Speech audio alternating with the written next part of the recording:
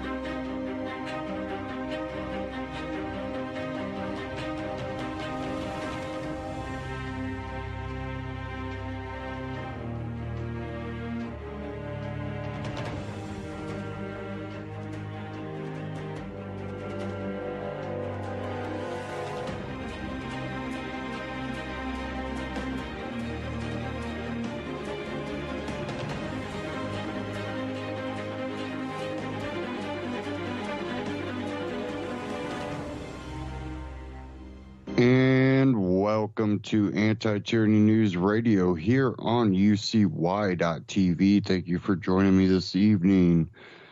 We're going to dive a little bit into the latest appointment to come out of the new administration. But many people, even libertarians, were pretty happy that Davos got in, saying that it would shake up things, that there would be school choice, and I hope that all of this is possible. And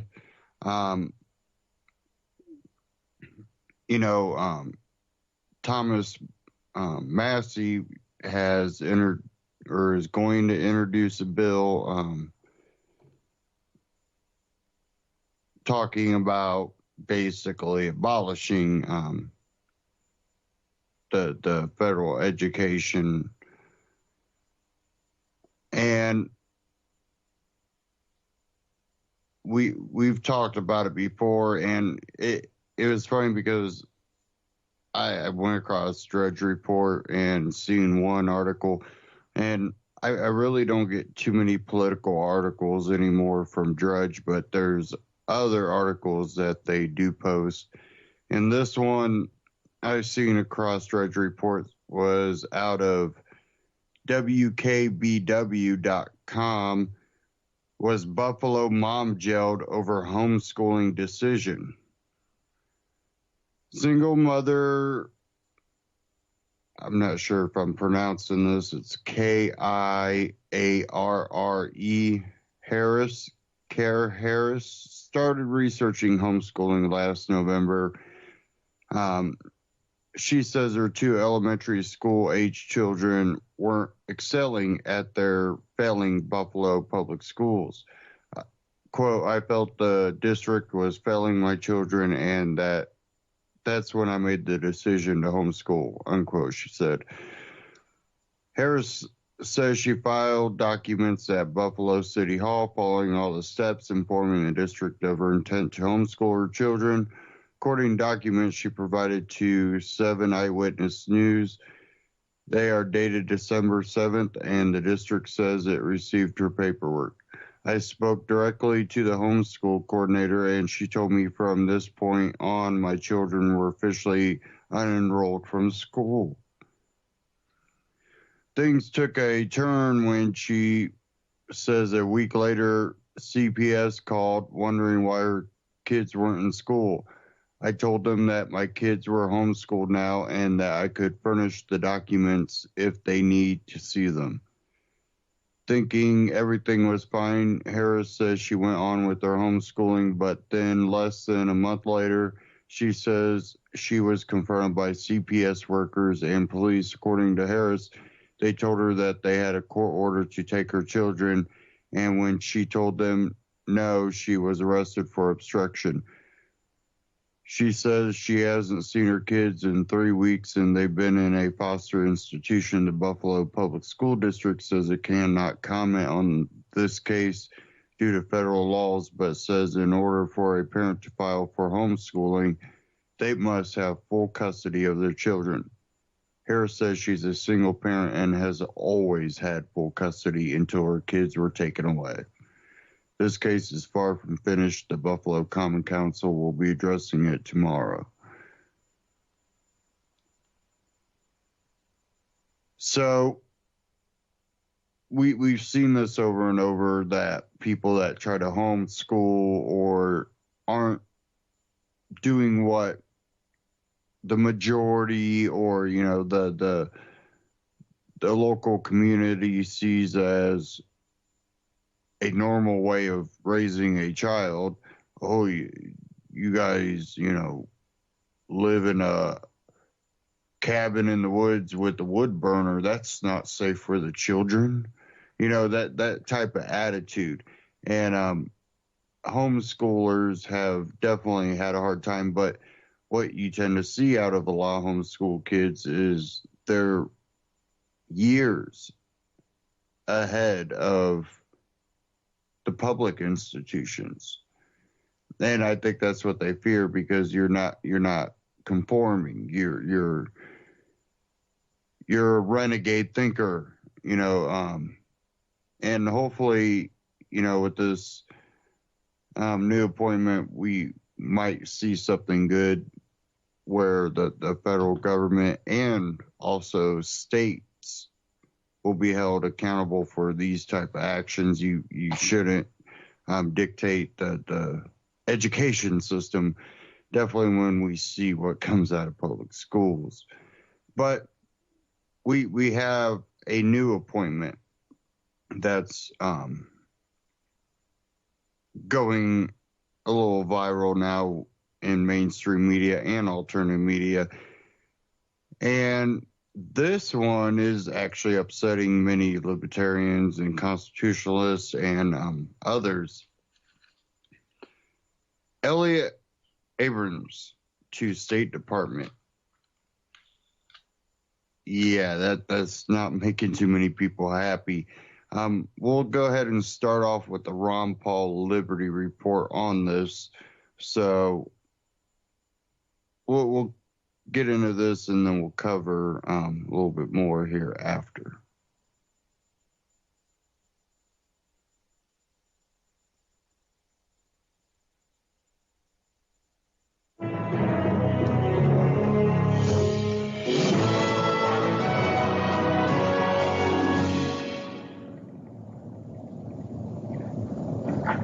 Hello, everybody, and thank you for tuning in to the Liberty Report.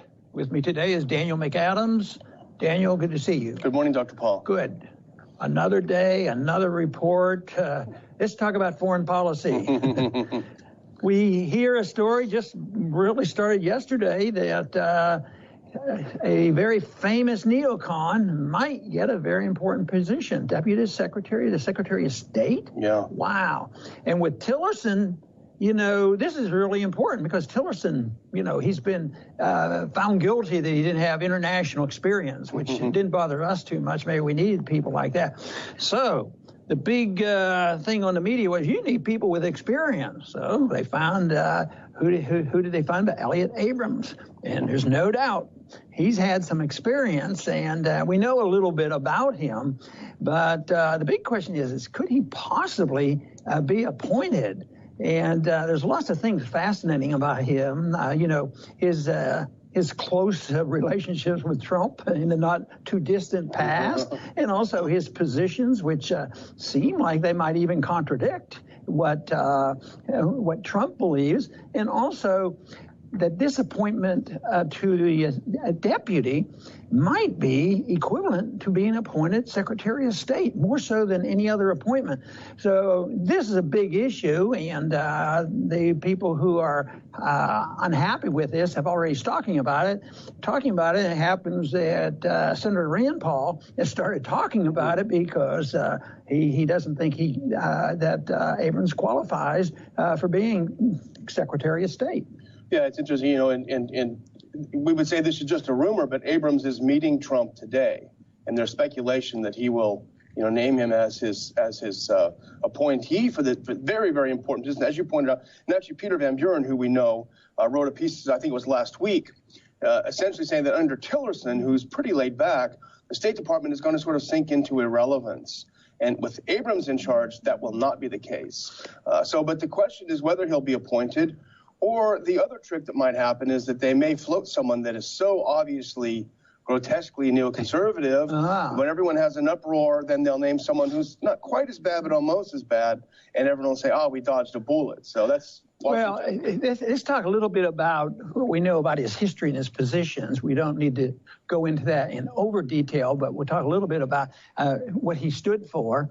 And then we'll talk a little bit about where he was during the election. He must have been a super Trump supporter if he's getting this position. What's going on here? But, we heard a lot about Abrams. I remember him mostly because he got into a little bit of trouble. And he didn't believe that the Congress had the right to really have any oversight. And he got into trouble. He actually committed a crime and was convicted of misdemeanors. And it was serious enough they wanted to erase it from the books because he was pardoned. This was in 91, so George Bush was the president, but they were dealing with the Iran-Contra scandal, and but he wouldn't turn over materials. It wasn't called an outright lie, but he was resisting. And I think that it was a serious thing if you believe that the executive branch has a little bit of responsibility, to the Congress. Unfortunately, it's been shifting. Everything goes to the president, and it was normal, or I guess understandable why he assumed he didn't have to. But his slate is clean. It'll come up. The Democrats will use it. But I don't think that'll be the deciding factor. So I think, what he believes in is the big question, and that's where I think it's the most important thing. And what did he get into trouble with Iran-Contra is that he is so enthusiastic over regime change, over manipulating governments, over changing things around, over U.S. intervention, that he's even willing to commit a crime to keep the U.S. regime change thing going. And this was in the 80s, of course, when the U.S. was supporting a lot of pretty unsavory characters. And John Negroponte, Otto Reich were very involved down there doing some pretty vicious things. And he was all for it, all in there. Yeah, and of course, we're here now, and it looks like he'll probably be appointed. If there's some resistance, it might end up withdrawing him. I mean, that's always a possibility. But right now, we have to think about, well, how do you get appointed with this? I mean, we know he's a neocon. Nobody does it. The neocons are ecstatic over this. But Donald Trump, we don't volunteer and say, that Donald Trump is a neocon, but people are suggesting, why does he do things like this? And what's his position on this? So, but during the campaign, he was not just not a Trump supporter, he was anti-Trump. Nobody, anybody except Trump, it was totally negative on that. And even in the convention, he wanted to stop Trump. You'd think maybe that would send a signal that the two can't work together. But lo and behold, it looks like all that past stuff was just fanfare for the audience, and that's the American people, to think that, I stand up against him, but that's not so important now. So if I need this guy with experience, bring him in, because he will give credibility to the administration. And I think we even have a quote, some words that, just so people don't think you're exaggerating, a quote that Elliott Abrams said during the campaign about Trump and Trump's abilities and possibilities. I don't know if we have it handy, but, as you say, he was very negative about Trump's possibilities. Well, here it is, yeah. The party has nominated someone who cannot win and should not be president of the United States. We anticipate a landslide defeat and then a struggle to take the party back from his team and his supporters and win the following presidential election. All is forgiven, in politics. Well, it sort of fits my theme in politics. There's no difference between the parties, and it seems like the deep state always has an influence. The military-industrial complex has an influence. So what was the statement this week by Trump yesterday? That they were going to have a historic financial investment in the military. So they very much, get along. So here it is. They can change their positions and accept it, and even if it contradicts everything that a lot of people thought Trump was on the other side of this. I mean, we wanted to believe, and of course we liked it when he was challenging NATO. But now the big challenge is what's going to happen with Abrams. What if he controls the foreign policy and deals with and has sort of control of the foreign policy dealing with Ukraine, because it invites the question, what happens to the softening stand that Trump, promoted with Russia? I mean, they're contradictory, and yet this recent meeting they had on this issue, 900 people attended just a couple of days ago, and they were all Europeans. It was a big meeting. They held this annually, and they unanimously came down on the side, don't let those Russians expand into Europe. Mm-hmm. Of course, when did the expansion start of NATO into the borders of Russia? The thing about someone like Abrams, and we should, again, be careful because it may not be him, but someone like him. Just the fact that his name is floated says they're looking in a direction that is in the swamp, not drain the swamp. But the thing about Abrams, he has never seen an intervention or an invasion that he didn't support from the U.S. side. And that is clear. And as you say, Trump said some things. I think it was December 1st. He said we need to stop overthrowing countries, stop telling people how to live in the rest of the world. Well, this guy, Abrams, made his entire career on this. And I can go through a few of them. He actually disagreed with John Bolton on Syria, believe it or not. But that's because Bolton didn't think it was a great idea to overthrow Assad right away. So he was more hardline than John Bolton. He wrote in the Washington Post in 2011 that Syria is a fake republic that is going to go down. He wanted the U.S. to recall its ambassador, which we did. He wanted us to ramp up the pressure, and he wanted President Obama to attack in 2013.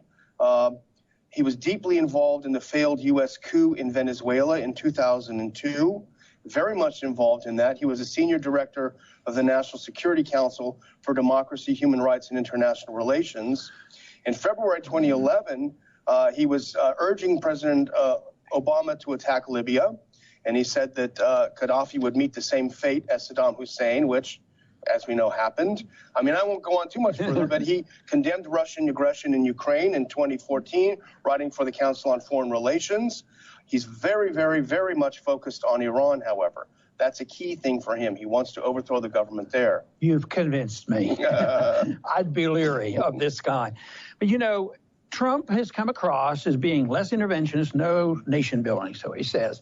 But how do people shift their policies? How could he even think about this? It's because the foreign policy, the excuse for the international intervention is the global war on terrorism. And there's terrorists every place. So he has the excuse to go any place, any time to fight terrorism. And it reminds me a little bit about what empires used to be. Because the colonial age is essentially over. Yeah. The Europeans have been kicked out of Africa and South America, no colonies anymore. But we have an empire, and at one time Philippines was a colony of ours, and we kept it for 50 years, and then we give them independence, but then we want to have control. So empires are built differently now, and so if they can shift their definition of building, taking over and changing the government. They can change the government of the country without controlling the whole thing. And I think that's what's happening, is that they still have an empire, but it is not involved in nation building itself. That turned out not to work so well. But I don't think for a minute that they're going to back off. And like we've said before on this program, that what they're after is there's a radical element of people who don't like us, and it's philosophically driven. And there's a lot of them, and they're scattered all around. It isn't like there's a command post and they have 10,000 warriors, and that is it. They're all over the place because it's a philosophic thing. And I use the analogy of communism. We didn't defeat communism by going out and saying we got to shoot and kill every communist in the world. And this is more or less what's happening. It's scattershot. And this is why this shift away from no nation building, it looks like it's not going to matter, because they want somebody in the State Department that will be much more aggressive and be willing to use the force. And Trump hasn't been bashful with that. Build. We really need a strong military, because they're coming to attack us. And of course, that is part of the military and industrial establishment. One thing that annoyed me when he talked about really spending a lot of money, it's an investment. Yeah. That's not my definition in economics about what an investment is. This is a disinvestment. This is taking wealth and capital away from our country and throwing it down the drain, creating more enemies. That's why I think this is so negative, this whole policy, and why we so strongly oppose internationalism and intervention around the world. You just said something that really struck me, and I hadn't thought of it that way before, but it is interesting. The global war on terror has removed the obligation to feel like you need to do nation building. Now you can just do nation destroying. You can just blow things up, because it's about the global war on terror, not about promoting democracy or other things. So that's pretty. But then maybe if they blow up too many bridges, they'll be pushing. Look at what you did to those bridges. Well, then we'll go rebuild them for them, and some construction company from the United States will go over there and make some money rebuilding the things that we did, that we destroyed. But it makes you wonder. I mean, everything that Elliott Abrams has endorsed foreign policy-wise has been a disaster. Shouldn't that make someone question his judgment?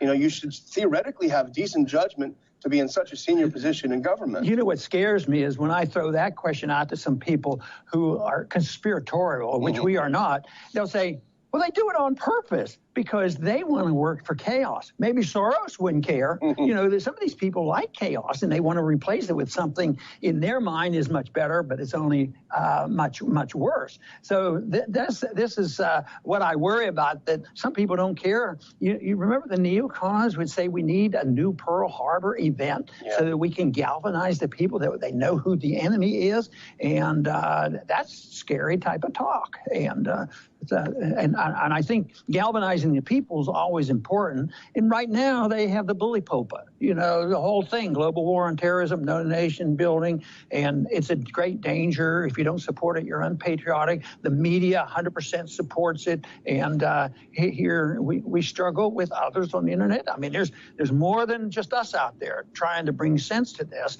And unfortunately, we don't get enough alliance with the left, but there are some progressives who would agree with everything we're saying here. They don't want the wars, and they're a little bit different.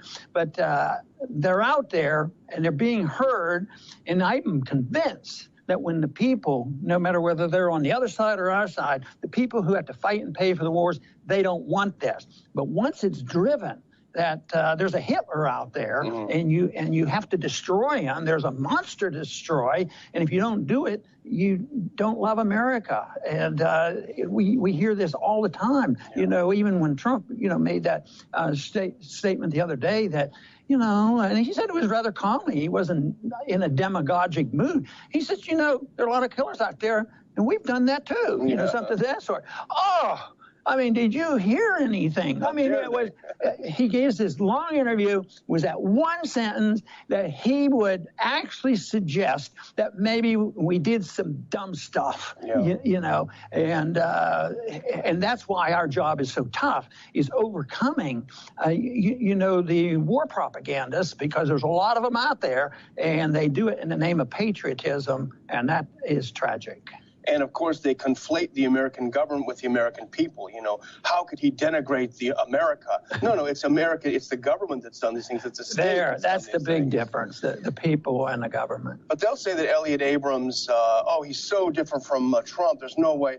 But when it comes to something like Iran, they are in lockstep. Elliott Abrams agrees with Trump and with Mattis and with Flynn that Iran is the #1 sponsor of terrorism, which is. Apparently, the clip is not playing, even though, Saudi Arabia and Qatar and the other states. Let's say this goes on, debate goes on, and we win. I've been having issues with the soundboard. Apparently, nothing was able to be heard last week, and hopefully you can hear my voice. I'm hoping the soundboard's not crapping out on me.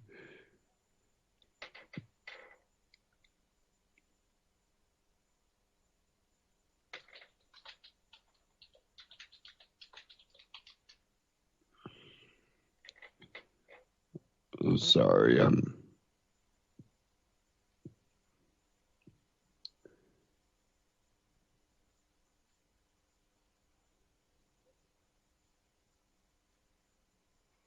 okay.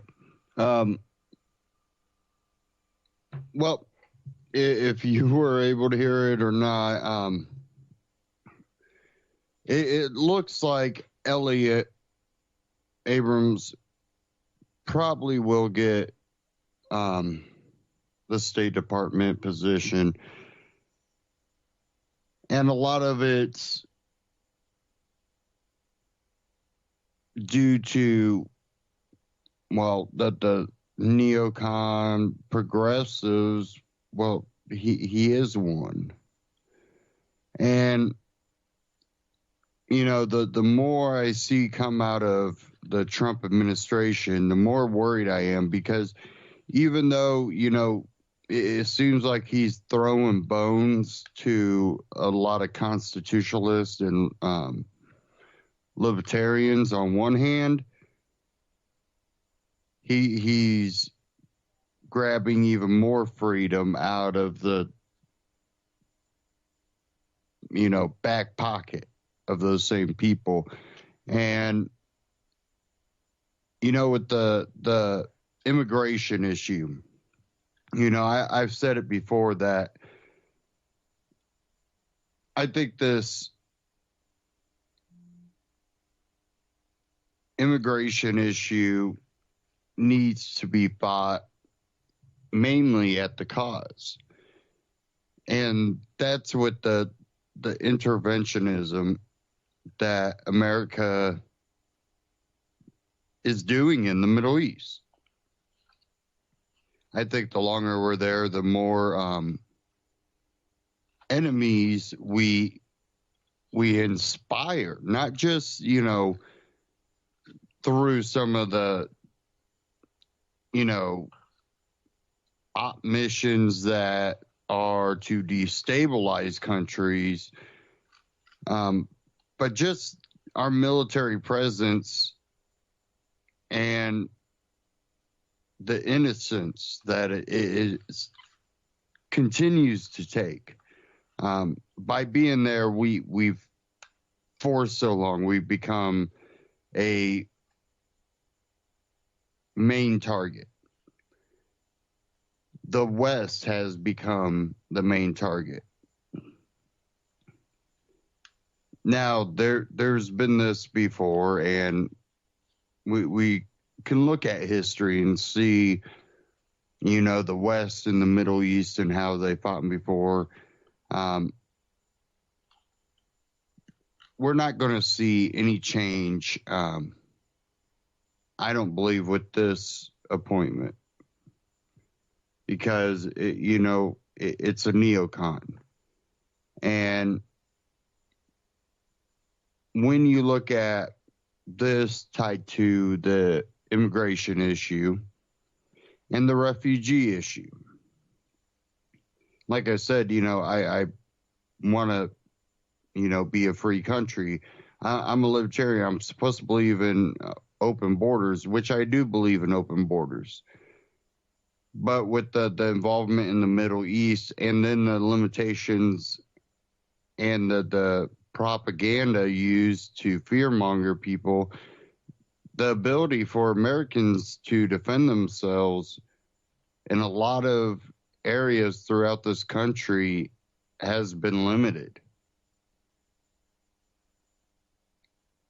And we need to address those issues so that refugee and immigration issues are not an issue.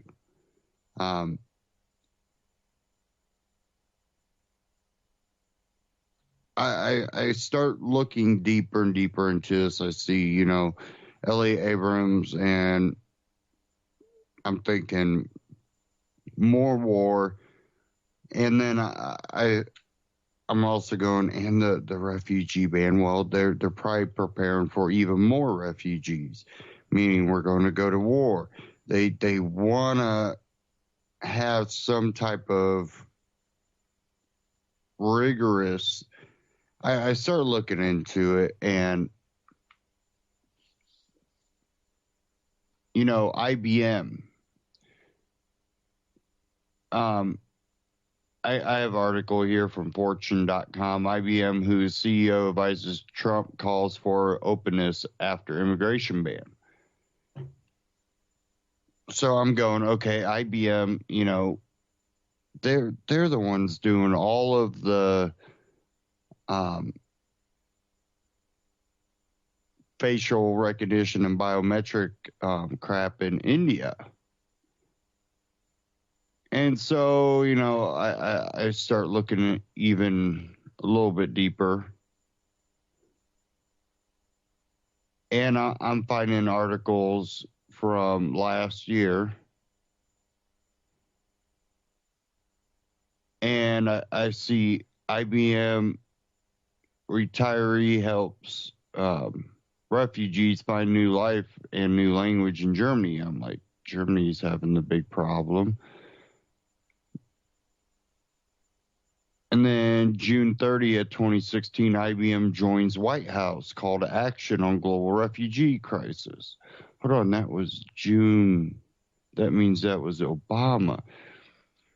I go back even farther, and I find this from defense1.com. And this one's titled, well, maybe if it loads. Refugee or terrorist? IBM thinks its software has the answer. Of course. A new tool to turn unstructured data into actionable intelligence could change the way law enforcement fights terrorism and challenge the data collection debate. And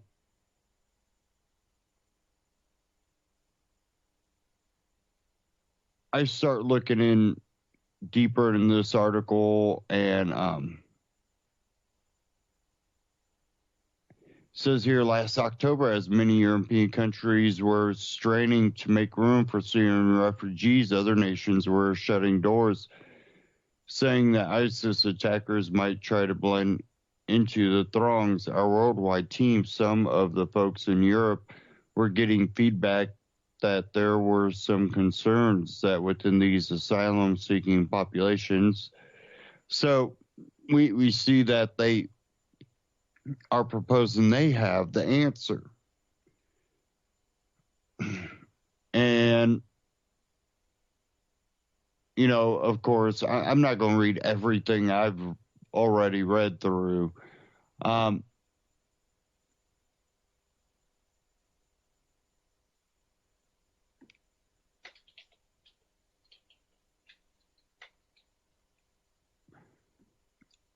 I start looking even deeper and deeper. And of course, these are the ones, IBM, that wants to help do the national ID. You go to IBM.com and you go to their, they have a U.S. national ID data masking policy, and Canada national ID masking policy, Italy national ID masking, UK national, French national, Spain, and it goes on. And it really, hit me. This isn't about a national ID. Think of when they're talking about national ID, they're treating your nation basically the way we treat states here in the U.S. right now. So we thought, Trump's a nationalist. I hope he's not part of the new world order that it seems that might be playing out here, kind of right under the noses of most Americans. And we've known this stuff, and they were trying to push it under Republicans. We're seeing the same neocons pop up. It's all looking a little suspicious.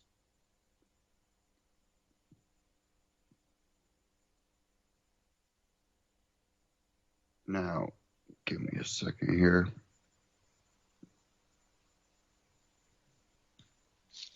Now we also have,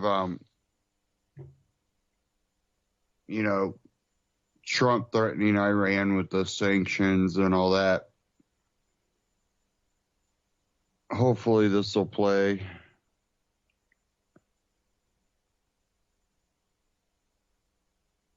We are change what Donald Trump does not want you to know about Iran. Again, hopefully this plays.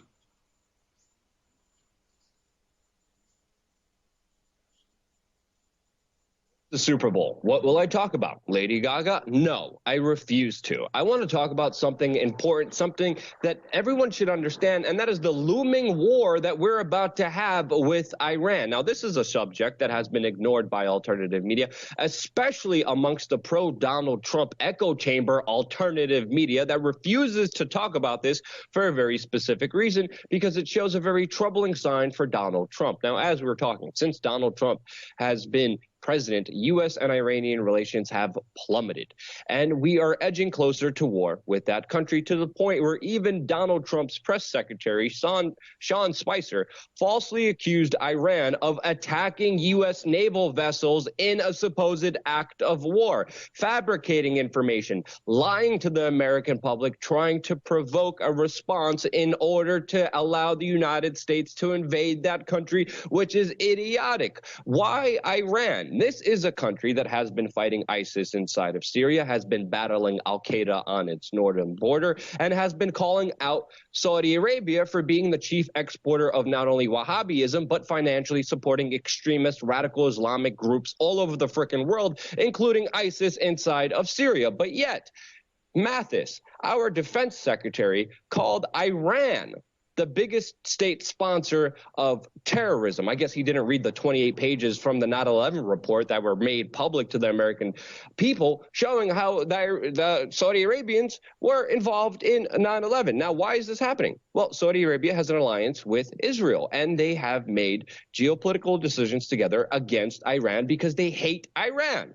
Saudi Arabia hates Iran because they have another huge oil reserve that threatens their oil monopoly inside of the Middle East. And Israel hates Iran because they support the Palestinians. Now, as we know, the Iranians have supported Hezbollah, have supported the Palestinians, and of course that has angered the Israelis. But why did Donald Trump decide to put Iran on a travel ban list and not fricking Saudi Arabia? And now we have the Prime Minister of Israel, Netanyahu, saying that there should be new sanctions on Iran. And guess what? Donald Trump has just put new sanctions on Iran.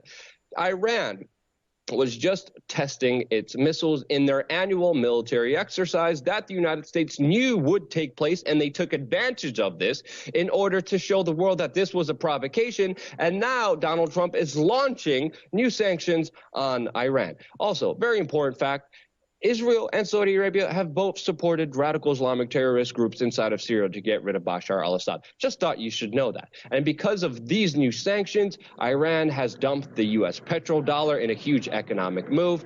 And with these sanctions, we have Donald Trump committing more economic warfare between these two countries as we're seeing it unfold in front of us, supposedly after this new missile test. And now Trump is tweeting that, quote, Iran is playing with fire and that he won't be as kind as Obama. His vice president, Pence, is warning Iran to supposedly think twice before testing this new Trump administration. And Iran is not backing down. Iran is saying we will fire roaring missiles at the enemies after this public Twitter spat between Iran and the United States. But what is Donald Trump doing? Because this makes no sense. This is an unwise foreign policy decision that is not meant to go after radical Islamic terrorism, but neoconservative goals that have been outlined and planned since George W. Bush took office, even before that, with the Project for a New American Century, which you should Google. Why is he following Hillary Clinton's doctrine? Hillary Clinton, who said she would invade Iran if she would become president. Former CIA director said we need to kill more Russians. What's next for Donald Trump? Flip-flopping on this major issue, not going after the root cause of terrorism, but creating a horrible situation within the Middle East, especially diplomatically, edging us closer to war. What's next? What, you were going to go after Russia? Oh, yeah. Yeah, they are. Trump's UN ambassador hit Russia hard in the United Nations, and we have Mike Pence saying that he is very troubled and he is watching Russia very closely with the latest developments happening inside of frickin' Ukraine. This is Bush, Obama, Hillary 3.0 unfolding right in front of us. And this is why we're not hearing any talk of this from the alternative pro-Donald Trump echo chamber alternative media, because it shows you how the new boss is just like the old boss. And it gets worse. Trump authorized 4 targeted killings in his first 10 days in office, and he's on pace to even defeat Obama on his own deposition matrix, on his own assassination program that he had. He also authorized a raid from Barack Obama's administration that they had planned that killed a U.S. Marine and an 8-year-old girl for what? In Yemen, which makes no sense at all. Again, I'm going to have this video in the description below so you could fully understand it. And the 7 countries that he put on a ban list are the same 7 countries that the Pentagon and U.S. government wanted to destroy and planned to destroy all the way back in 2002. So crap, this does not look good. This makes no sense as far as this unwise, irrational, unconstitutional foreign policy, pushing more aggression, more war, and not even solving the real threat of his radical Islamic terrorism, which he promised to do. So for me, Donald Trump might as well be called Barack Bush, since he's continuing the same dumb policies as the presidents before him, which he promised he wouldn't. So please, while the mainstream media talks about all the dumb things that they're attacking him on, while the alternative media ignores these facts, get it out there to the American people. Share this video if it resonates with you, because this stuff actually freaking matters. And that's why we are here doing the job that needs to be done, calling things out like they need to be called out, because we are beholden to the truth, because we are beholden to you on patreon.com/wearechange. It's your donations. It's your participation. It's you voting with your dollar that sustains this operation running independently of any coercion, of any control, of any manipulation, because at the end of the day, what you click on, what you support, what you share actually matters in this world. Subscribe. Stay tuned. We're going to have a lot more hard-hitting news here on youtube.com/wearechange. We Are Change, wearechange.org, and We Are Change on YouTube. Check them out and subscribe. Now, you know, what we're doing in the foreign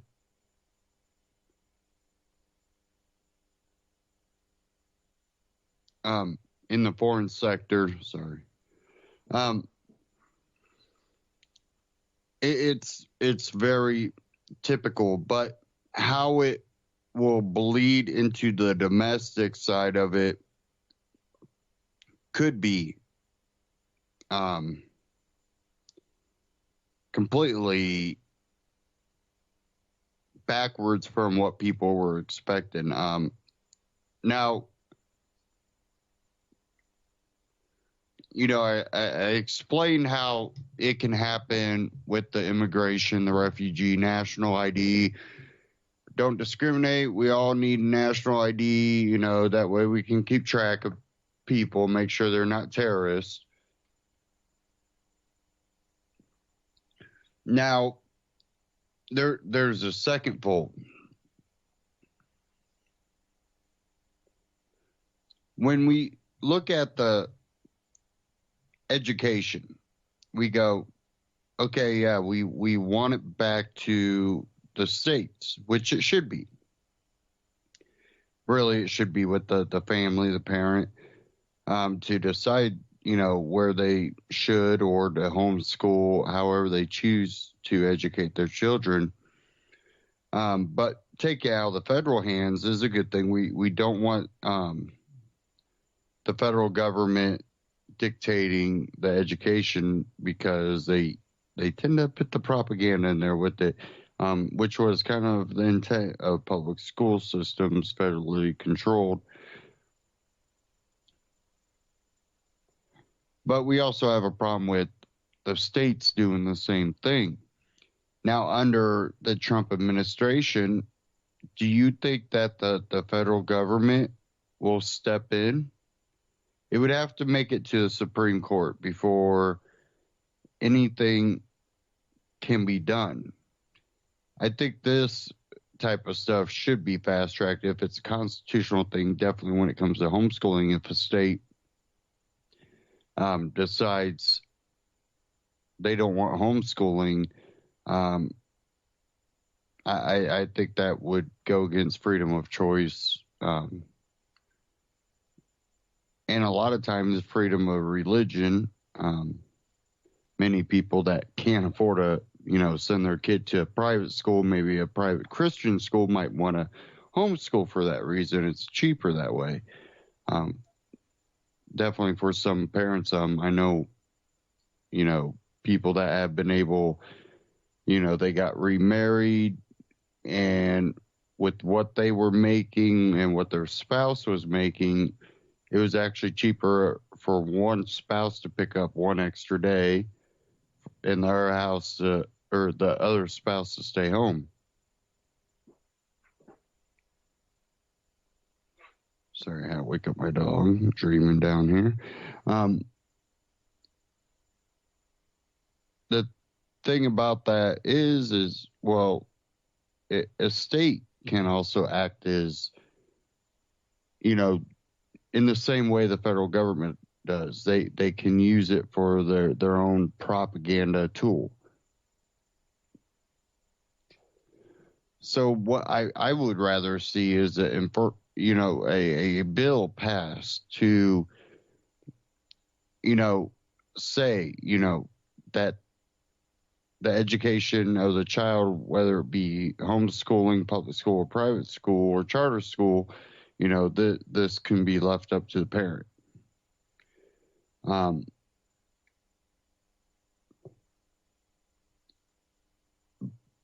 Even though I really, really dislike the dictates that come out of the federal government, there's a lot of states that I also think are just as corrupt, going after homeschool. There's states that will go after off the gridders, where, you go up in places like Alaska, well, the natives and a lot of other, the white man, are up there living off the grid with a family. But in other states, in states that don't have the extreme weather conditions and the animals, you shouldn't live off the grid. That's dangerous for your kid. It's more about power and control and manipulation. Those states I would be most worried about. Now,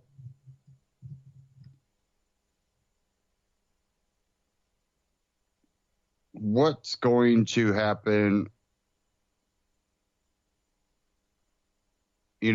foreign-wise, I think is really being directed by neocons at this point, and we're going to see that. We're going to kind of move ahead to a little bit more domestic news. there's one specifically I wanted to cover.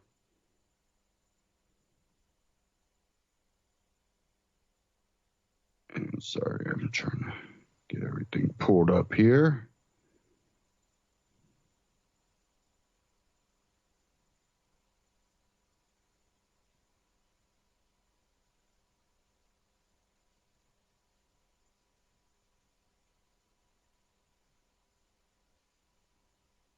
Okay. And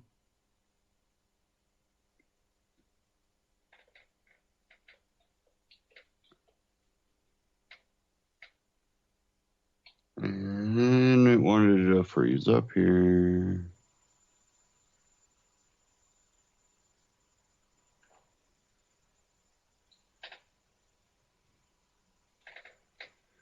Okay. Now,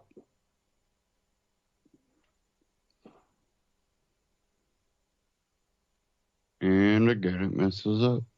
Sorry, guys. I literally just got my internet working again today after the whole northern Indiana kind of went down on the company I use. Apparently, a main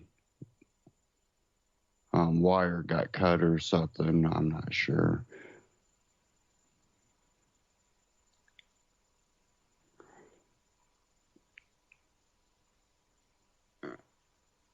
We had a bill here in Indiana aiming to protect Airbnb users failing.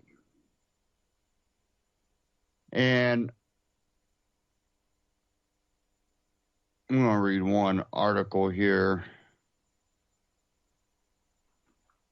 Now, if you don't know what Airbnb is, it allows people to rent out their house using the app, and people can rent a house using the app. Well, here out of Indy Star, legislation that would have prevented local communities from banning Airbnb and similar services has failed at the Indiana General Assembly.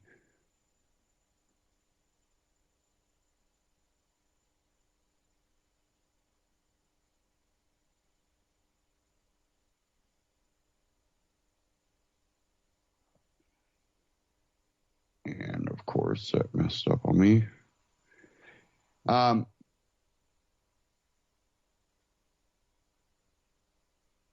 The House voted 49 to 44 in favor of House Bill 1133, meaning supporters failed to get the constitutional majority they needed in the 100-member chambers.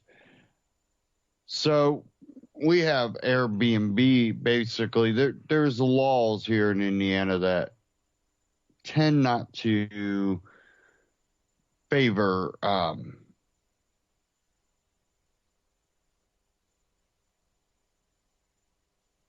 your property rights, which, it's not abnormal. We know this problem happens, but Carmel, Indiana, basically tried to ban Airbnb, and it created a little bit of backlash.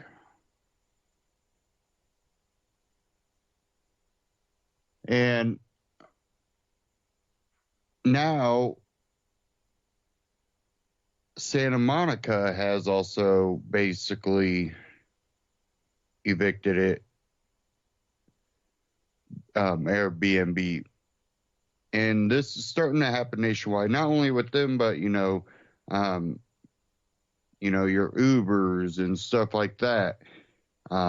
Even though Uber has now gotten big enough that it's going to be a hard time kicking them out, they're trying to prevent others from doing this. Now, I've heard rumors that that's because companies like Uber and some of the other even bigger ones than Airbnb are trying to create a monopoly. They want to kind of take over Airbnb's business.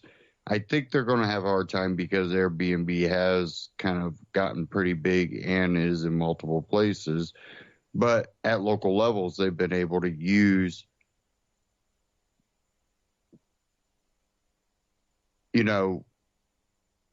ordinances to ban Airbnb. I don't think it's due to Uber or nothing like that. I really think this is just people trying to control what other people do with their own property. And I have a short clip here from Reason covering Santa Monica evicting Airbnb.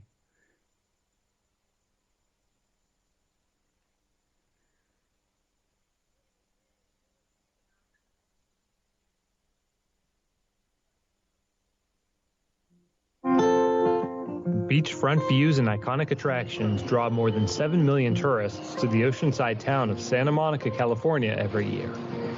If you want to stay in Santa Monica, you can book a room with a view at the Lowe's for $4.55 a night in early summer just before peak season. A bit further from the beach, you can lounge by the pool at the Viceroy for $3.50. Staying in Santa Monica wasn't cheap, but around 2008, something started happening in Santa Monica and other vacation towns across the country. Belong anywhere with Airbnb. Over the next several years, more than 1,600 Airbnb rentals popped up in the 8.3 square mile city of Santa Monica, with prices that easily undercut most hotels in the area. Sure, you wouldn't get room service or freshly cleaned robes, but the seaside community was suddenly more accessible to people traveling on a budget. And some Airbnb hosts were raking in some serious cash. I was doing about $400,000 in revenue in my best full-time year. Scott Chatford began renting his place on Airbnb after he was laid off and was shocked by how much money he was bringing in. He dove headfirst into the short-term rental business, signing several year-long leases and putting them up on Airbnb. He even created a brand producing books and podcasts about best practices for Airbnb hosts. We are entrepreneurs. The difference between what long-term rental apartments cost and what the hotel down the street is charging, there's a huge gap there in a lot of places around the world. Things seemed to be going well for Airbnbers like Shatford and their customers, but that all came to an end in the summer of 2015. The city council made a big decision about websites like Airbnb in just a matter of seconds. They claim is consuming the city's scarce real estate. When do we want it? Now! Santa Monica joined an ever-expanding list of local and state governments that had decided to crack down on home sharing, passing an ordinance essentially banning short-term rentals and forming a vacation rental enforcement task force. The city deployed its newly formed task force and ran a sting operation against Shatford. Somebody at the city of Santa Monica actually had to book my property for my 4-night minimum stay, $1,200 reservation, just to get that rental contract, just to be able to go to court and prove that it was a short-term rental. I think they wanted to make an example on me is because I was a bit more in the public eye. I was vocal against how I thought that the regulation was unjust, how I thought that there was, potentially even, corruption in the city council. Officials with the city of Santa Monica declined interview requests for this story. Records show that in the run-up to the Airbnb crackdown, several Santa Monica city council members took large campaign contributions from an interest group that advocates for the hotel industry, an interest group that happens to be run by a former city council member. Others took money from the city's powerful Renters' Rights interest group, which believes Airbnb is responsible for driving up rents.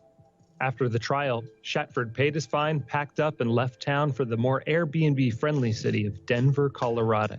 When my rentals went away, when I was treated the way I kind of was by the city, it definitely made me just kind of think about what else is out there. What Scott is doing is creating wealth. He's bringing people into the city of Santa Monica who are going to spend money in the city. What the city of Santa Monica has done is destroyed wealth. They have attacked people for making profits, and they've driven out people like Scott, who found an opportunity to really offer a service to people that they otherwise wouldn't have been able to have. Christina Sandifer is a lawyer with the Goldwater Institute in Arizona, a legal advocacy firm fighting to protect the property rights of people who rent out their homes. She says that the hostility towards home sharing is growing in cities across the United States. Home sharing is something that is as old as our country. It's a centuries-old tradition. People have been opening their home to guests for generations, sometimes in exchange for money, sometimes in exchange for chores. The disturbing trend, however, is that because we've become so innovative, regulators now are deciding that they have to shut down home sharing, even though it's been around for centuries. On the island of Kauai in Hawaii, you can be fined $10,000 for home sharing. Bureaucrats in the islands of Hawaii are going out to the beaches and interrogating visitors. Airbnb is at odds with its own hometown. San Francisco and Anaheim have ordered Airbnb to scour its website for listings and turn homeowners over to the police. Governor Cuomo signed into law an anti-home sharing bill that could allow everyday New Yorkers to be fined $7,500. The entire state of New York has not only outlawed home sharing, but made even advertising your home on Airbnb or similar services a crime. Probably the worst regulation that I have seen is in Chicago. A fiery hearing at City Hall today over the new popular shared housing industry. Chicago technically allows home sharing, but only under the condition that you be willing to share any information about any guest who books your home at any time for any reason without a warrant. So whenever a Chicago official decides that he wants to come over my home, whether it be in the middle of the night or on a weekend, he can come in. He doesn't have to have a search warrant. He doesn't have to tell me what he's looking for. And he can do this every day of the week if he wants to. That is the most blatant privacy violation that I have ever heard of. Back in Santa Monica, business is still booming for the big hotels. But by the city's own admission, the new regulations have outlawed more than 80% of Airbnb rentals. Just a couple miles south, though, budget travelers can still book an Airbnb in the beach town of Venice, at least for now. Live in Venice, where some residents say their communities are being destroyed. The American Hotel and Lodging Association commissioned the study and released the findings at a press conference today.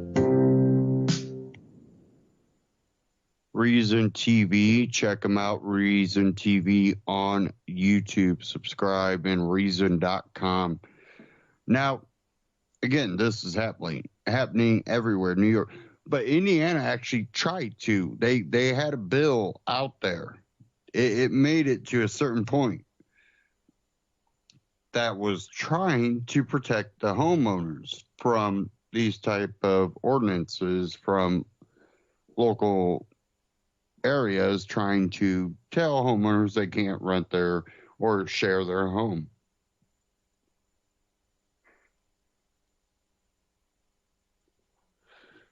And then I also seen one, and this was in the Indianapolis Business Journal. I'm not going to read the article, but they're here in Indiana. A Zionsville entrepreneur plans Airbnb for tiny homes. And what I see good out of this is, like they said, you can find shares cheaper than a hotel. This makes traveling a little bit more accessible for lower income people that might not have the money to rent. In some places, a hotel for $100, $150 a night. Some places $80. Now, if they could, I'm just going to be there one night, we're going to look at some stuff and move on to another attraction. Pay me, $50.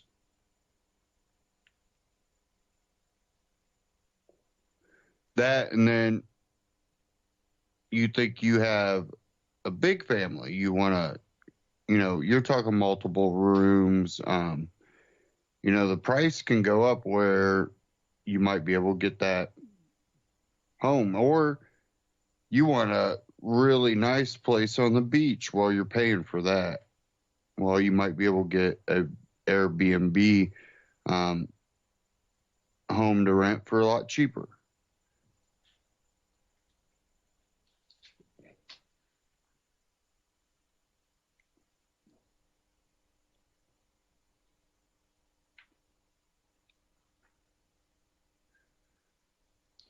Now,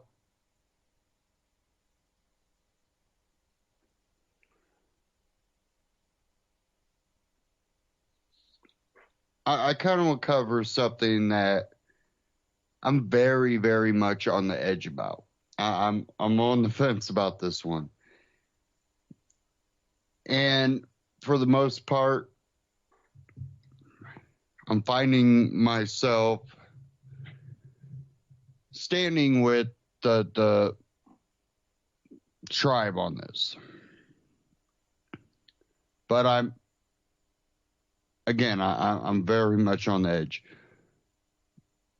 I found this out at antimedia.org. It looks like it comes from Common Dreams. The Trump administration will be held accountable in court for its decision to grant the final easement on the Dakota Access Pipeline. Indigenous people and the environmental allies vowed Tuesday. Now, I'm for the indigenous people. I'm not for the leftist groups that are using this for their advantage. Because there's a lot of people out there that it doesn't matter if it was the indigenous people or if no one cared, if they had a chance to protest it, they would. I'm more for the indigenous Native Americans that are in that area, the Lakota for the most part. Says, and with actions planned nationwide on Wednesday, the administration won't get off in the court of public opinion either. The drinking water of millions of Americans is now at risk, said Dave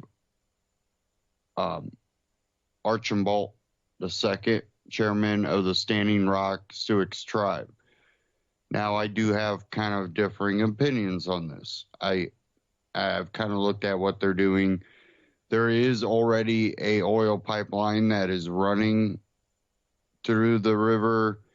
This one, they are going deeper than ever under the river, according to the plans I've seen, that even a break wouldn't even more than likely ever, cause a problem in the river where the other pipeline definitely could. That doesn't mean it can't. And my problem comes with the broken treaties, and everything that our government has done to the Native Americans. And this is almost, to me, like a slap in the face.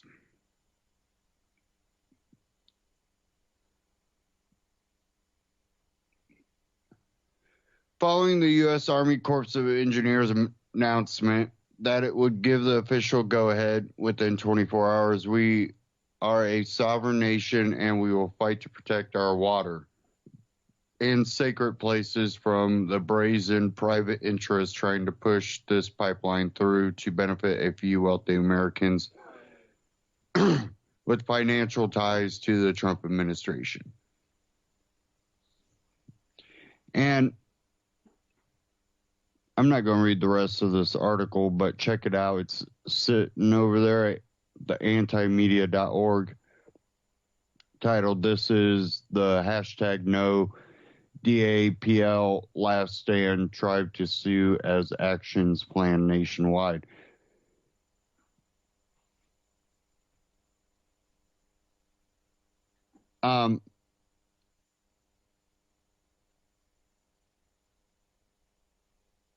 My problem comes with the complete disrespect that comes out of the government and these corporations doing this.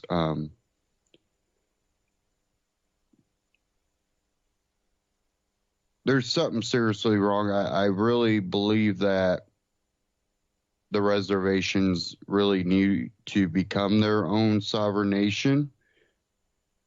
And I really think that our government should have to interact with them in such of that way.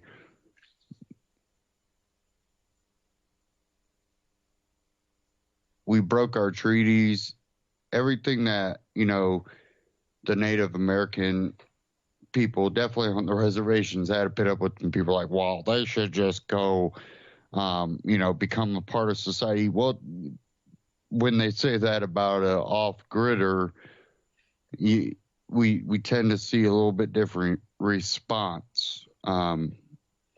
This is more about, these people having their natural rights. And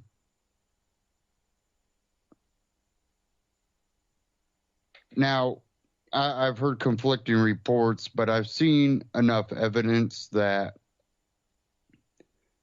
there was so-called sites that had burial grounds, and what I initially heard is that archaeologists and other people had come in and decided there was nothing there.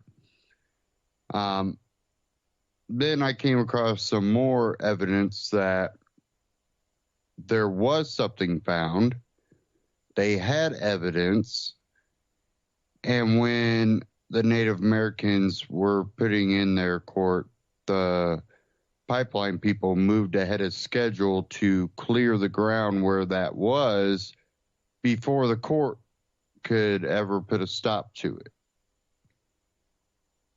And that's where a lot of the violence first sparked out of.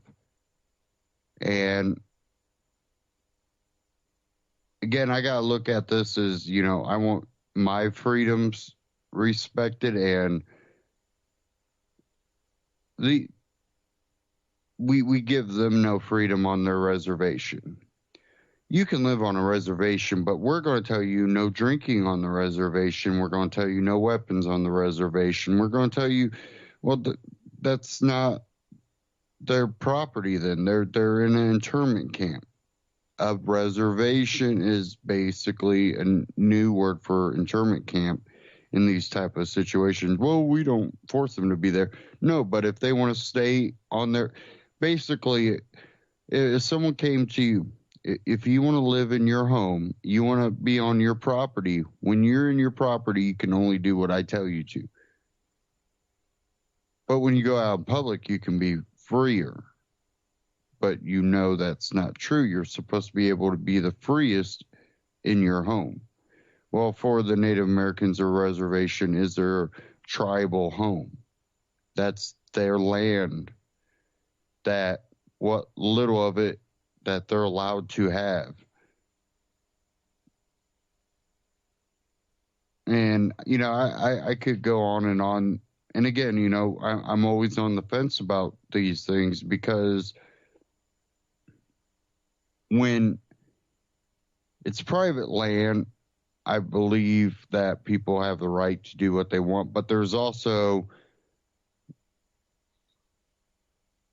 a moral ground that I look at what's going on, and I don't believe it's morally right. I don't support this company. I don't support from the evidence I've seen, that this company has done enough to say, no, you're not going to build this pipeline. The way that everything has been handled, no, you can't put this pipeline in.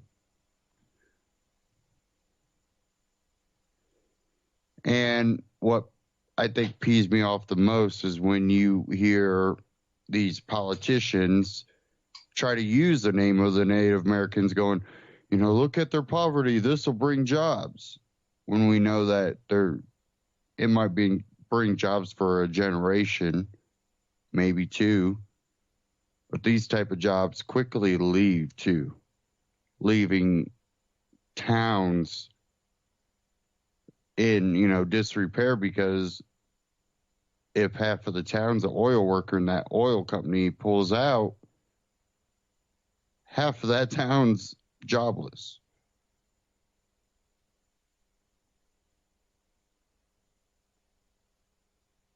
there's a lot of issues surrounding this, but there's also some groups that I noticed out there that they're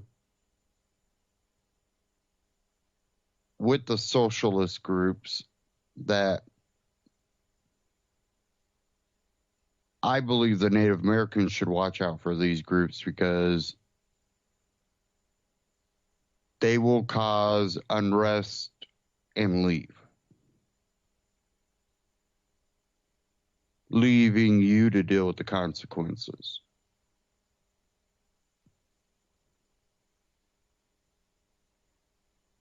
What I did see too was veterans show up. And that also, made me reflect on some issues. And again, I see flaws in both sides, but I see more of a moral ground with the Native Americans. And that's basically where I'm going to leave that.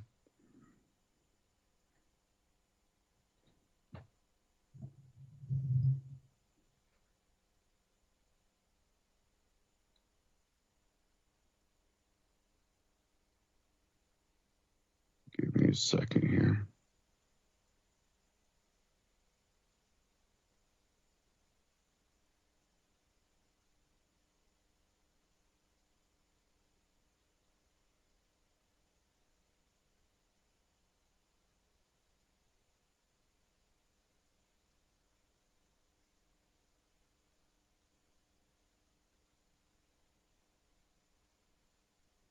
Now, I had an interesting one a clip here from AMTV Christopher Green, that this is something more in, I would believe, Jules' realm with the AI. And I'm going to play this and we'll get into a little bit of this AI here.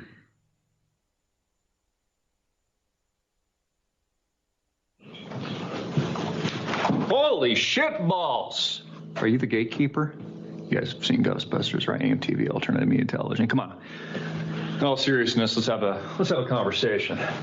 Come into my private room here. Get off my desk. We're not sponsoring you. So I spoke with a fan. That's not the right word. Subscriber? No. Member? Friend? Yeah, I think that's more appropriate. He was telling me about living in a compassionate world. Do we have compassion in America? Are we a loving country? Is the world compassionate? Can we build a better world for all people? Create a utopia, so to speak, where, you know what, we take our humanity back. Screw these tech billionaires. Screw Google. Screw Facebook. Screw the machine, man. Screw the propaganda. Grab your blunt and let's sail ourselves away. And no, I'm not promoting that. I don't smoke pot, don't drink either, but it just sounded kind of funny.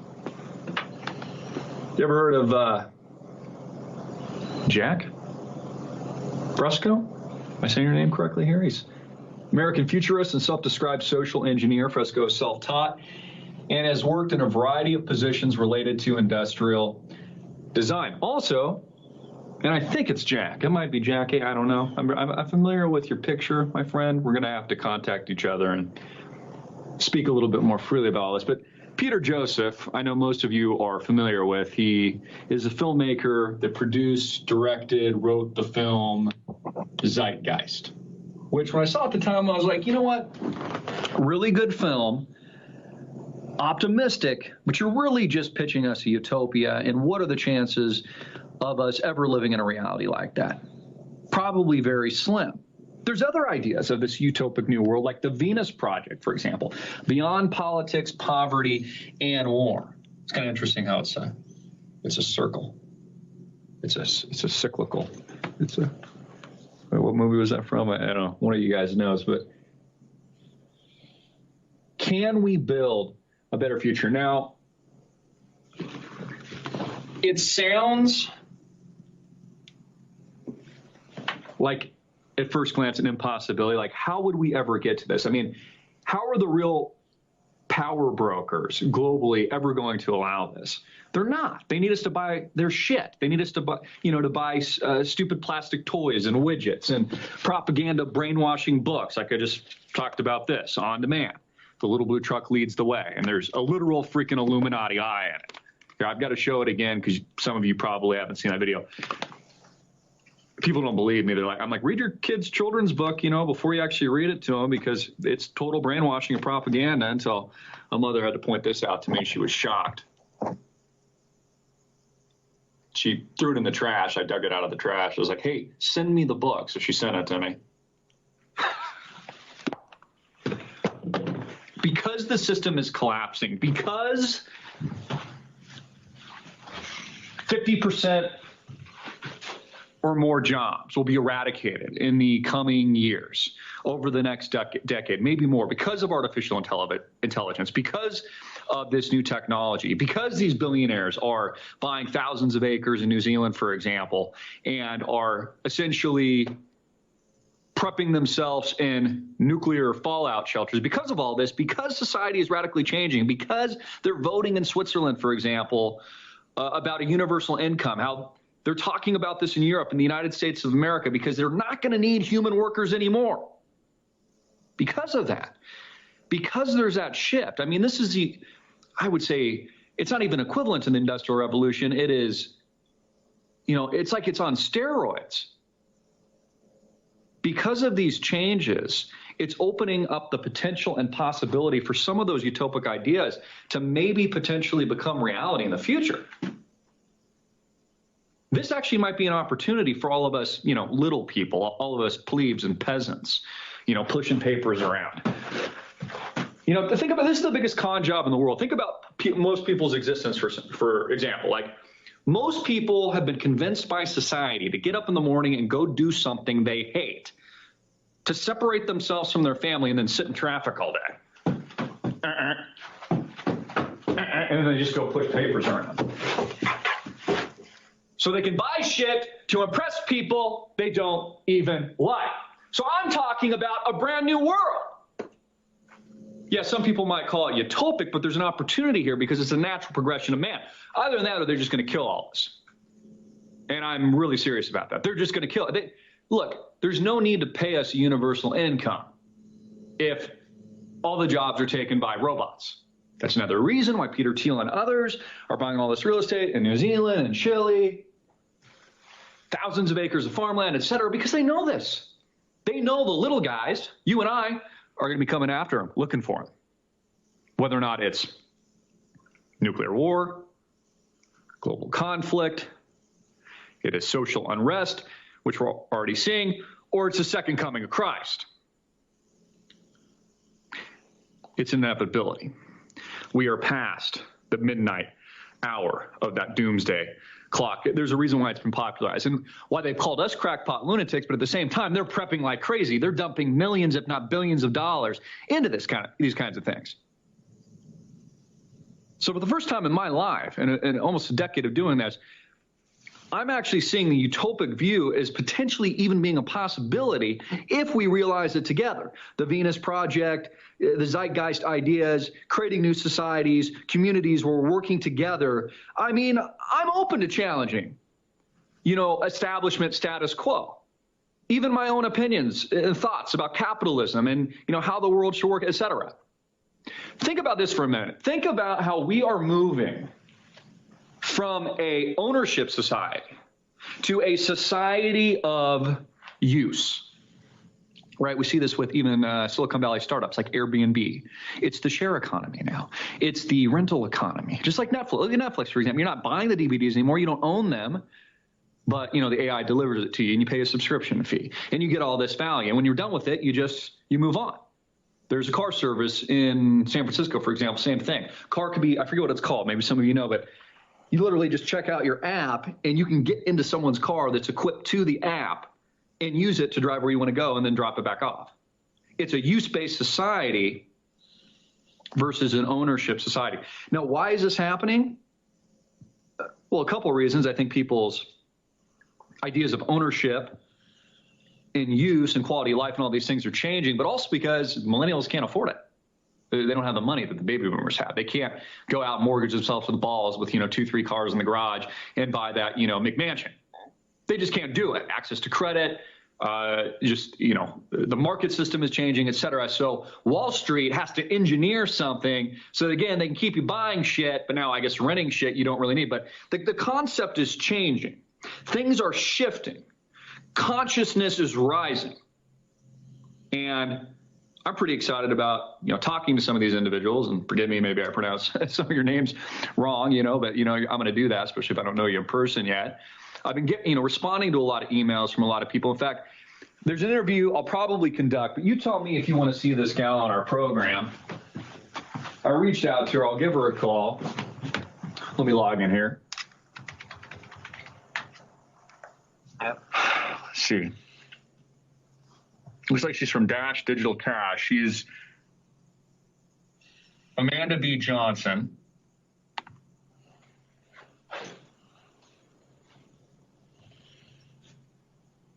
A supposed expert in the cryptocurrency world. Dashes.com and is launched Bitcoin. and global, and we continue the up-down price roller coaster, but after each crash, we end up a little higher than we were before. Okay. A little business-like there, Amanda. A little corporate. I don't know. What do you guys think? Should we bring her on or not? You guys decide. If you want me to bring her on, I will. Kind of cute. I don't know. Bring her on, maybe. Who knows? The point being, these ideas might be far more realistic than most of you think. If we don't start pushing the envelope of our own minds, which is only really truly limited by our imagination, we will die as a species. We will fall off that edge of a cliff. There is a reason people like Elon Musk and others and these futurists are pushing for space travel, are pushing to go to Mars, for example, and to colonize other parts of the universe. There's a reason Stephen Hawking is telling us that AI will potentially destroy humanity, that it's the biggest threat to our existence. There's a reason for all these things that are happening, and it's so much bigger than just delivering the news to you guys on a silver platter every day. Like, oh, here's a story. Yeah, the tech billionaires are, building fallout shelters. Yes, there's a coup going on in Washington, D.C. They're trying to take out Donald Trump. It's so much bigger than that. It's about humanity and having a different vision for the future and helping to build a community that is rich, real, honest, and authentic. And the bottom line is I can't build it without you guys. We need to be more proactive in sharing ideas. One way you can do it is our own community on demand. Check out our forums. The forums are free. Join us in the forum. Just come on and have a conversation. I'm going to be doing live Q&As. Let me show you guys this too. If you're not already aware, go to our website, amtvmedia.com. Right now, I need moderators too. So if you want to get involved, that's one way you can get involved for free and help us. Go to the forum section here at amtvmedia.com. People are already posting. We just launched this. Here's our general section. We can set up all kinds of different sections. Get the discussion going. Let's extrapolate on these ideas. Help us build the community. Make friends with life.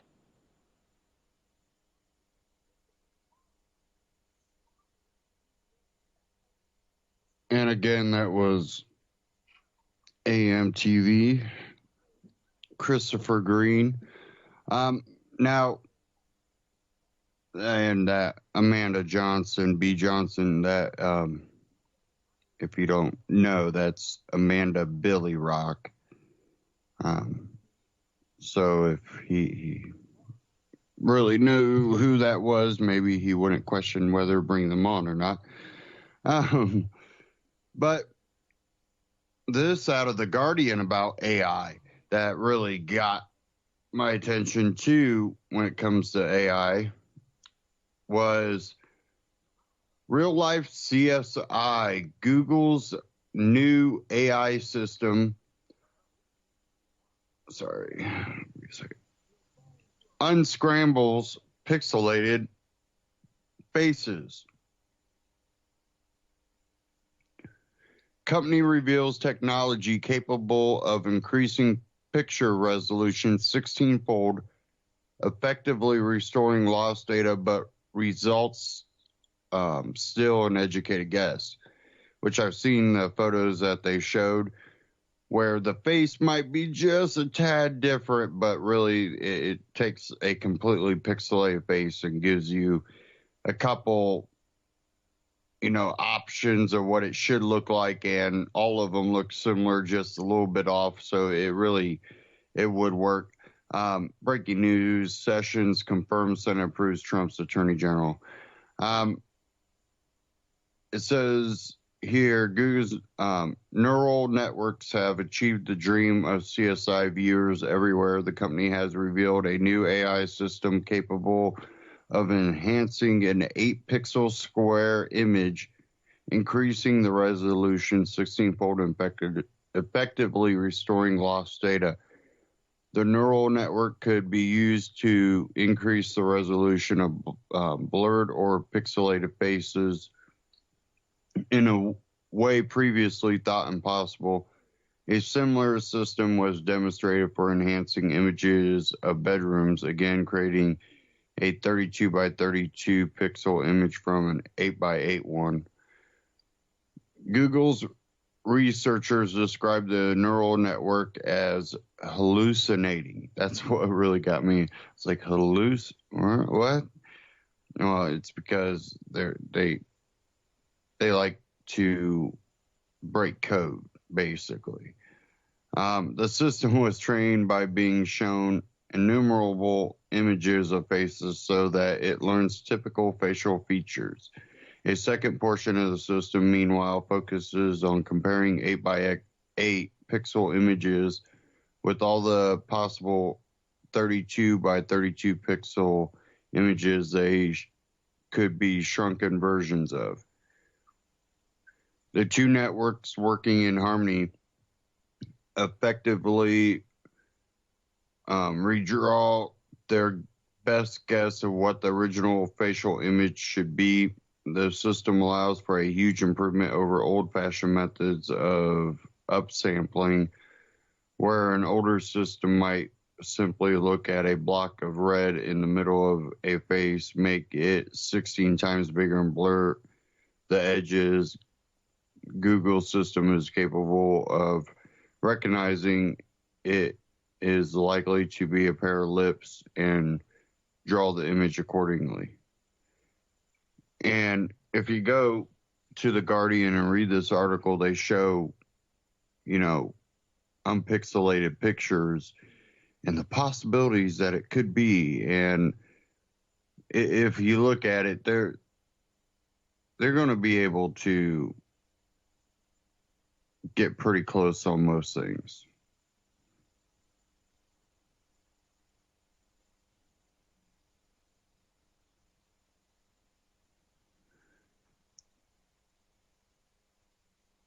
Of course, the system isn't capable of magic. While it can make educated guesses based on knowledge of what faces generally look like, it sometimes won't have enough information to redraw a face that is recognizably the same person as the original image, and sometimes it just plain screws up, creating inhuman monstrosities. Nonetheless, the system works well enough to fool people around 10% of the time for images of faces.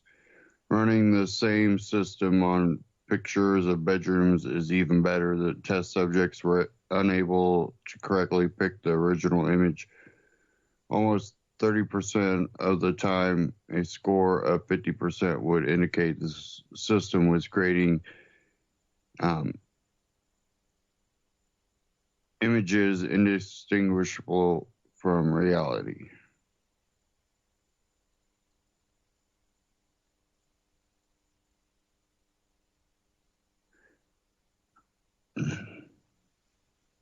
Although this system exists at the extreme end of image manipulation, neural networks have also presented promising results for more conventional compression purposes.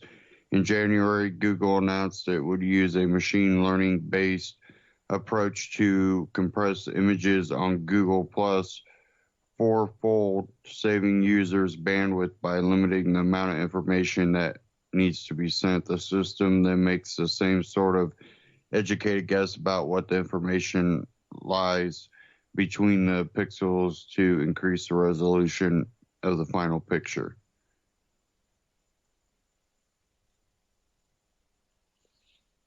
And, you know, I really haven't kept up with AI and the robots for a while because really it's already to a point that it's getting unbelievable. And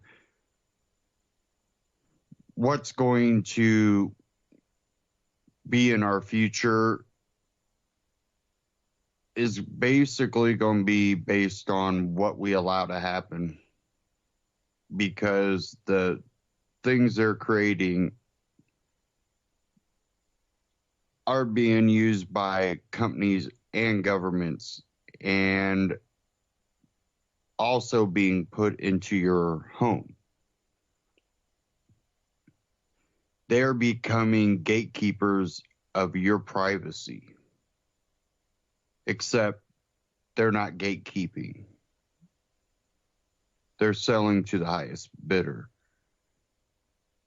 whether that be other corporations, insurance corporations, or government entities. They have your information and they can sell it. Definitely if you don't read terms, which anymore they make them basically unreadable to the everyday person.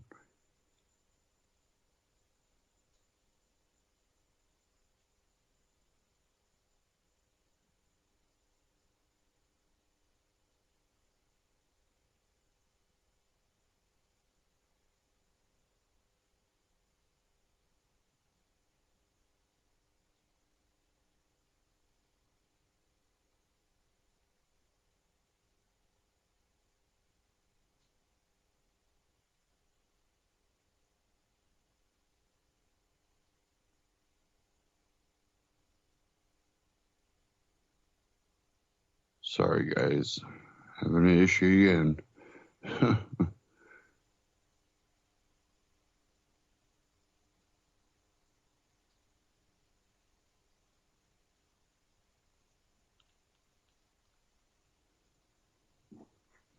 Okay.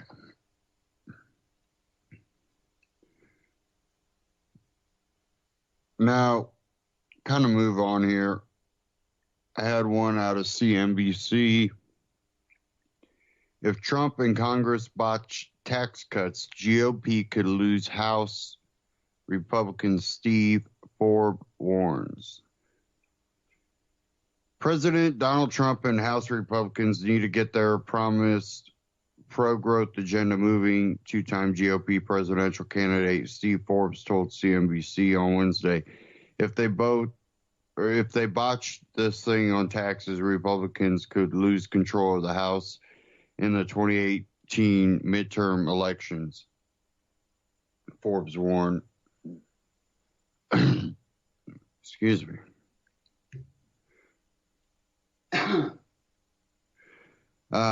Putting Trump in the tough spot of having to work with Democrats who have not been shy at showing their disdain for the president. I think Trump realizes if this economy doesn't grow, his presidency is finished, would be seen as a failure, the chairman and editor-in-chief of Forbes Media said on Squawk Box.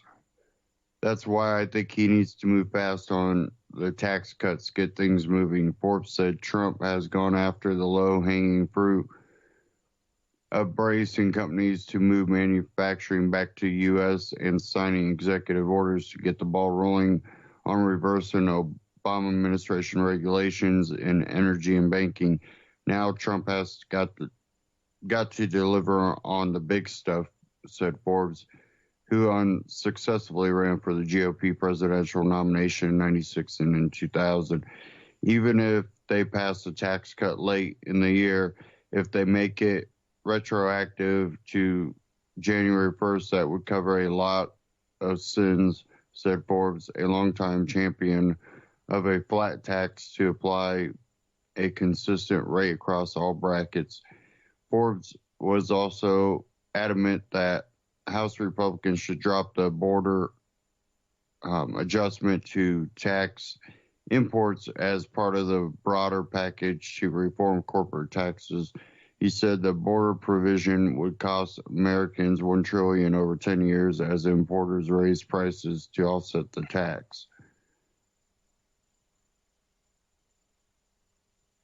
Again, that was out of CNBC. And tax cuts. How about no taxes? Well, we're probably not going to get that, but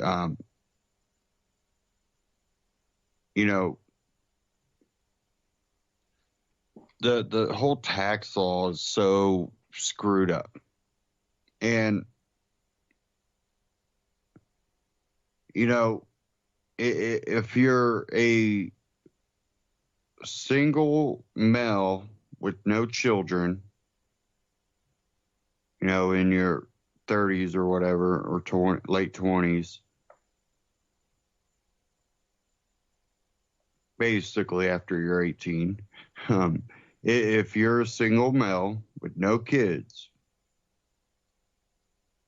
let's say you make, I don't know, $25,000 a year.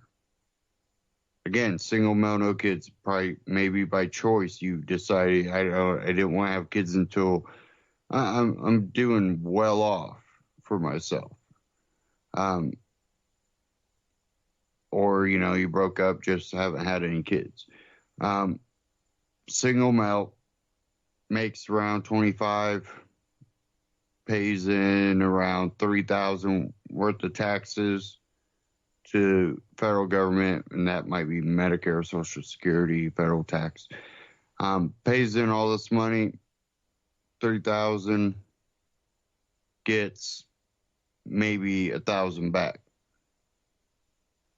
Now let's say that that person is in a higher up position at a job, and he's making that money, pays in $3-4 grand, gets about $1,000 back. Then he has young guys that are coming in working for him,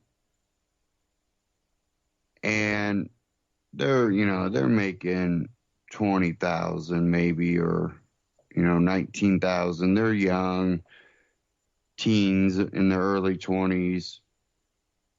They goof off. Maybe some of them, have 1 or 2 kids already. Maybe not, a whole bunch of, they're still young, kind of not fully responsible because, they still haven't learned a lot of life lessons. Goof off, late to work every once in a while. Might be why they made, $18,000 instead of $20,000. They pay in, $2,000 into taxes. They get $6,000 back.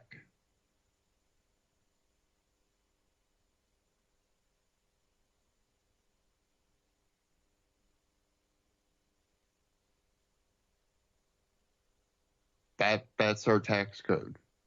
I see it happen all the time. That single person that might have been responsible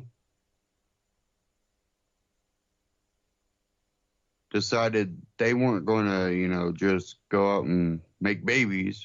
They were trying to think responsible about life, are now paying for the irresponsible people. And this is something that I personally have seen. Not once, not twice, all the time. I see people that have worked their butt off to get to a position. But because they worked their butt off, they knew they didn't want to have a kid right away. They wanted to work their way up, and they knew they would have to work long hours. They did this. thinking about it. Or the other people that go party all the time, dropping their kids off at other people's place, come in late to work,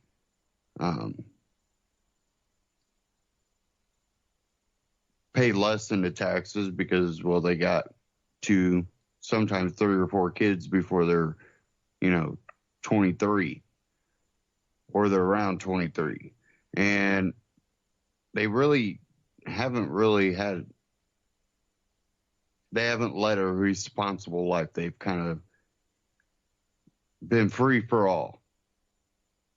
They get more than taxes, and then find out they're also on, their girl is getting food stamps. It's just so much of that's been going on. I've been watching a lot of people literally start reaching breaking points where they're like, this tax season, they're flipping out on people. Oh, I'm going to get this much. Shut up.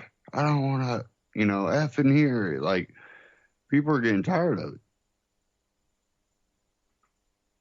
Because, it goes back to that welfare state. Same thing that incentivizes immigrants to rush in America because they'll get free stuff. I had talked to someone that I had met that, they're reformed people, and I have nothing against them. What I have against is what our government does. And this person happened to be a business owner. Find out that they were able to get all kinds of grants and loans because of, I don't even remember offhand right now because this was a couple of years ago, but they literally were able to get free money to open up a business because they were foreign. I'm not sure how all that works. I don't understand all of it, but it was just amazing when the person was telling me what they had to do to be able to get the money to open their business.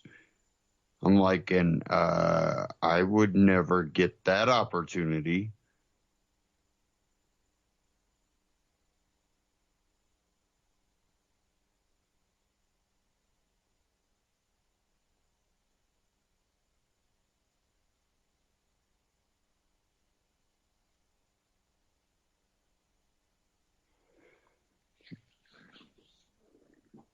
Well, we have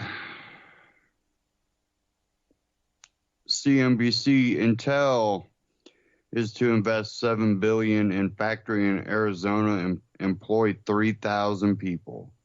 Woohoo, a whole 3,000 people. $7 billion, yeah, that's good, but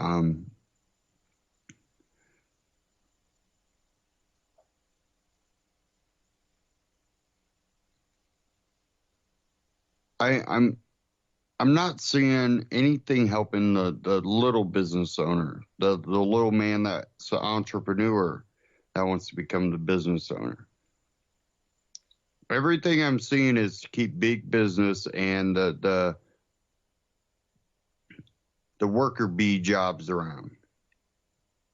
And I've said this before, we're not going to be able to sustain that anymore.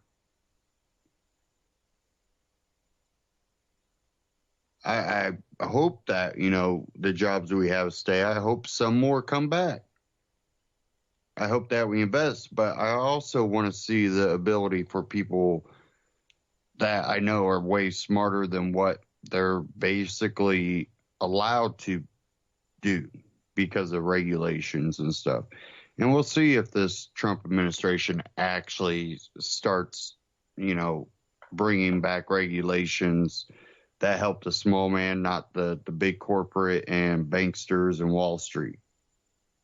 I don't think it'll happen. I think he's surrounding himself by people that, well, they're part of the establishment. Happy with the Supreme Court pick. Hesitant about the education and a lot of the other positions I'm not too enthusiastic about.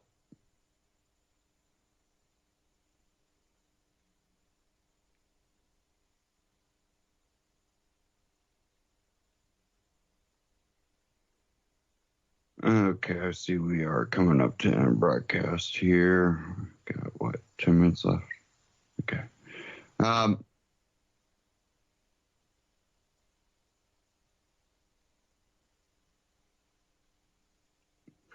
We're seeing a lot of unrest here in America that's not backing down.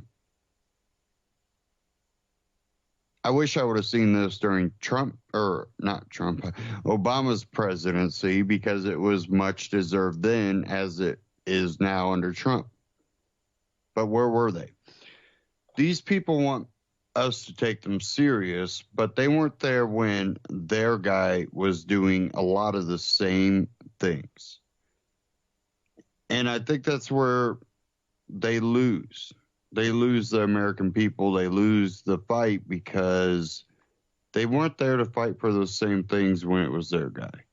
When their guy would, pat their back every once in a while, they weren't going to stand up.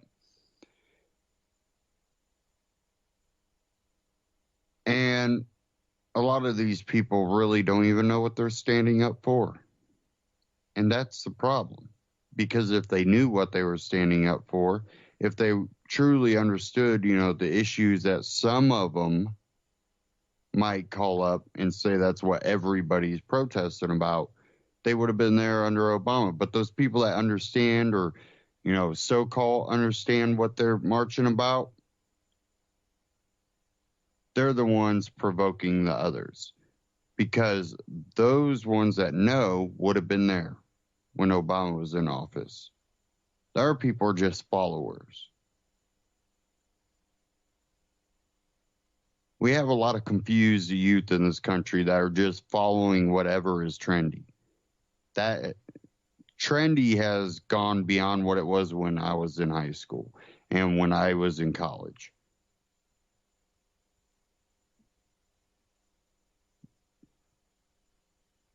And it's not that I didn't see any of it then, but it wasn't the populist thing among the youth.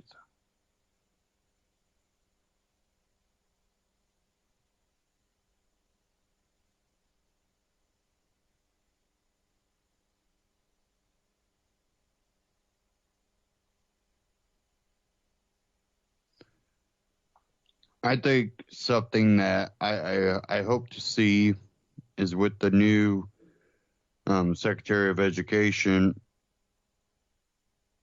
I'm hoping to see homeschooling rights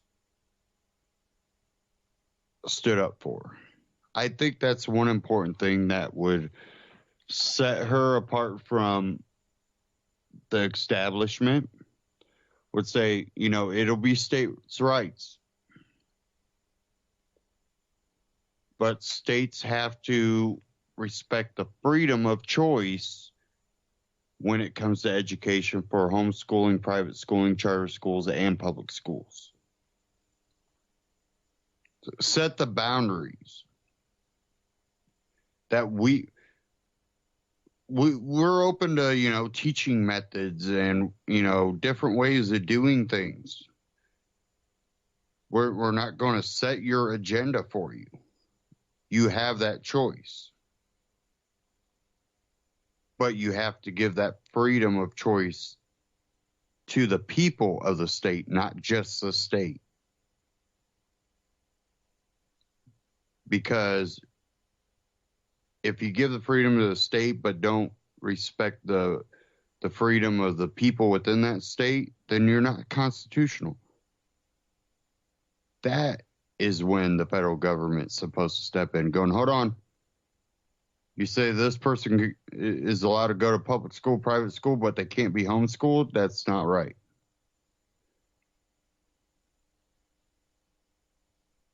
And I think that both sides should be happy if that happens.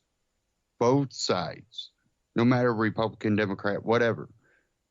Everybody should be happy if that happens. Because it allows you to steer your children in what you believe is morally right. even if I disagree with what you believe. Because, again, you would probably, if I'm disagreeing with what you believe, you might be disagreeing with what I believe. But if I'm not trying to dictate to you, don't dictate to me. But what I like to do is I like to look at the facts of history. And, you know, with Black History Month and all that, Glenn Beck has actually been putting out these shows called His Story and one called The Vault. And he put out two, one the His Story, it's just spelled history, but His Story, and A Vault that has to do with blacks in America, you know, before and during and after the Civil War. And what I respect about him is he's been preserving a lot of this information that otherwise would be lost. A lot of it showing that what's being taught in our schools is not anywhere based on fact. And a lot of times, actually, it's the opposite. And I would urge people to go check that out. I think he puts those up for free on glennbeck.com. But our history, it's been construed one way, which is halfbacks, to propagate, you know, this nationalism. And then we've also had it construed the other way with halfbacks to make it look like America is the greatest evil on earth. And really, those half-truths, when you bring them together, you see a flawed nation that at one point was trying to work towards freedom, not only for the white man, but for the black man. When we're told about the first black congressman, we're not taught about the ones after the Civil War.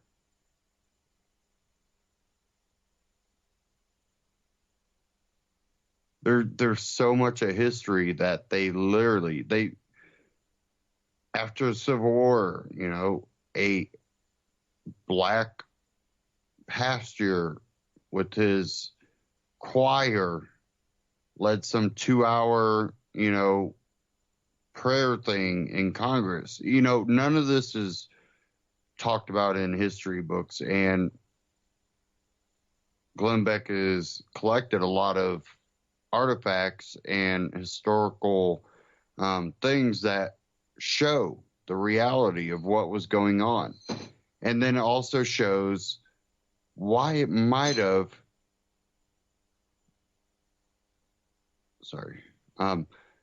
why it might have been erased from history. And maybe you might want to look into Wilson a little bit more, President Wilson. We are at the end of the broadcast. I want to urge everybody to go to ucy.tv. Scroll down to the bottom, click that Amazon button, takes you to Amazon, and it gives you the same great deal, same great prices. Nothing changes except for the fact that UCY gets a little kickback to help cover operating costs. One of the ways to help support ucy.tv and the network at the same time, you know, shopping like you normally would do on Amazon. And, yeah, again, same great price, same great shipping. And don't forget to go to antityrannynews.com/metal.